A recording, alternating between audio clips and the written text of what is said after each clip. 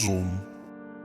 What's up guys, I'm a Demo gamer now. If you don't know, at the time of creating this video, it's Steam Next Fest, an annual week of demos and live streams dedicated to showcasing games that are coming out later this year. And no, I'm not talking about NBA 2K23. For the most part, what I've gathered is that this is all indie developed games, very small, passionate studios that are trying to break through the noise with something new and fresh. I decided that it would be cool to showcase a couple of these games that caught my eye and give my thoughts on the demos because my opinion is so fucking important. Without further ado, let's get into them. Heroes Hour is a strategy role-playing game being developed by one talented man named Benjamin Things on Its Own Hauer. What kind of middle name is that? The game is slated to release on March 1st of 2022 and sees you playing as a hero whose goal is building up your army over time and taking down your enemies' armies. I started off with the tutorial because when I loaded into the game, I was quickly hit with the realization that I have no fucking clue what I'm doing. The tutorial gave me a breakdown of moving my hero around the map, getting into combat, leveling up, building up my town, and more. Once I felt like I was up to speed, I started a match on the smallest map available. I loaded in and began assessing my options for where to go, who to fight, and what resources I was going for. Turns out for the most part, it was fucking none of them. Nearly every battle was slated as impossible, and continued to be so for most of my playthrough.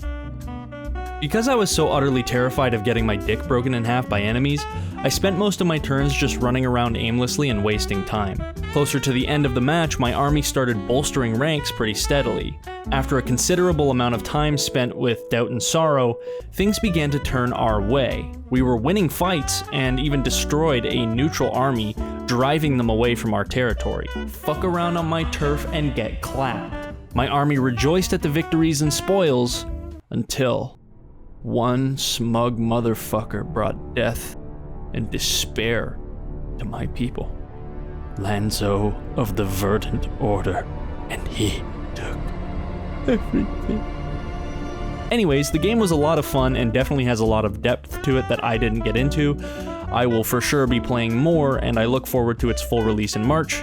Top shit, Ben. Top shit. Far Changing Tides is a game also releasing on March 1st of this year. Developed by Okamotive, a small indie team based out of Switzerland, I didn't discover until after I started writing this script that this game is actually a sequel to the game Far Lone Sails, another game with a similar concept. I went into this game with no clue what I was getting myself into at all, and I'm glad that I got a chance to play the demo. The game throws you into a world rich with atmosphere. From the moment I loaded in and began looking around my ship to the moment the game finished, I was very engrossed with how the colors and the music and sound design all meshed so well to really immerse the player into the experience of the game. The devs trusted me as a player to understand what they were trying to tell me with clever game design, specifically around the use of the color blue. My only issue with the game is maybe the pacing. The first sail mechanic was not engaging enough to warrant how much time is spent doing just that with nothing else going on. There were a couple moments that went on for so long with nothing happening that I actually thought that the entire demo was just going to be that and nothing else. I am glad that I was wrong though. I think this game is going to come down to personal preference for a lot of people, because this game is on that niche shit. But I hope that it finds its target audience, because a lot of work clearly went into this title. Look, I have a Pokemon boner. And no, not that kind of Pokemon boner. I grew up on the Game Boy and DS versions of Pokemon and have replayed them so many times, including PC emulations and fan games, and I'll probably continue to do so until my body is lying face down in the proverbial mud for the rest of eternity. I'm pretty sure that the same can be said for Tragsoft, the development team housed by two ridiculously ambitious guys that are the masterminds behind this entry on our list. What the fuck is a Steam wish list? There isn't a lot for me to say. Coromon is Pokemon with a fancy new hat. The catching mechanics? Pokemon. The battles? Pokemon. The music? Pokemon. What sets this apart though is the passion, the attention to detail, this guy's forehead. The pixel art animation is absolutely gorgeous, especially the battle animations. The music is carefully created in a way that hits that same chord that the Pokemon games do, especially the trainer battle music. That shit fucking slaps.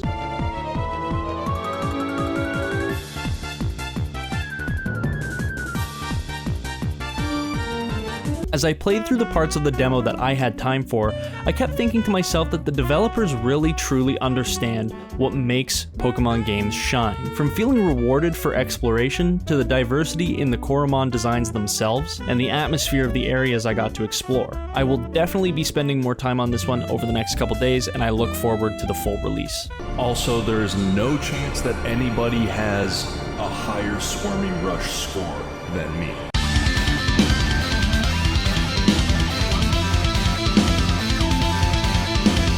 Look at this shit.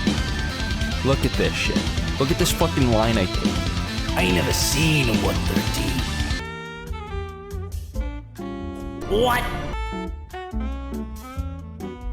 The last game on this list is certainly not the least. Little Orpheus is a labor of love developed by the Chinese Room, who are ironically housed in Britain. The Chinese Room is the team behind games like Dear Esther, Everybody's Gone to the Rapture, and surprisingly Amnesia, which are all quality games, one of which shook an entire genre and changed how it's done completely. I might just start crying. Now, I didn't know this going into this game. I didn't know anything about it at all besides what I saw in the screenshots, so discovering this afterwards was crazy to me. I'll start by saying the writing and voice acting, although mixed loudly at times, are fantastic. We could establish a city there.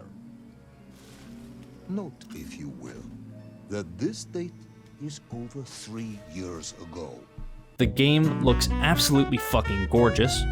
The set pieces showing vast landscapes and horizons in behind my character really made me stop and appreciate how much effort was being put into every single frame of this game, accompanied by an absolutely beautiful score that dynamically twisted and turned from moment to moment to assist with the storytelling as I progressed.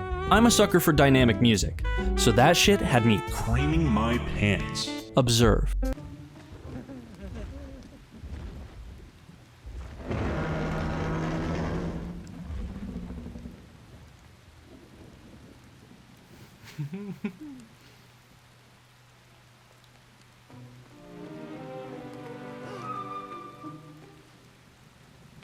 What?